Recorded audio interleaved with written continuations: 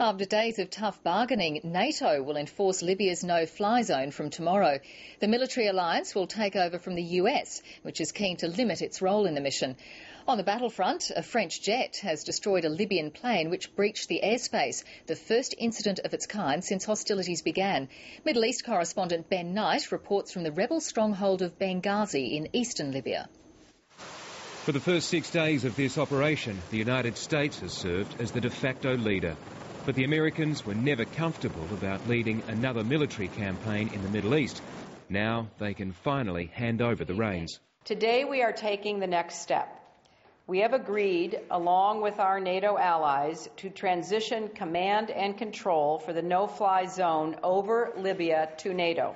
While NATO will now run the day-to-day military operations, Western nations also appear to have succeeded in handing over political control as well to a committee that includes some Arab states. But despite the change at the top, in reality, this operation can't function as it does without the US military's technical superiority. We will continue to provide our partners the enabling capabilities they need to enforce the UN mandate. The UN Secretary-General says Colonel Gaddafi's regime is still in breach of the UN resolution and that there's no evidence of a ceasefire. The Security Council may take additional measures if Libyan authorities would not fully comply with the Security Council resolutions. French officials say one of their jets destroyed a Libyan Air Force plane that was in breach of the no-fly zone. The incident happened in the strategically important town of Misrata.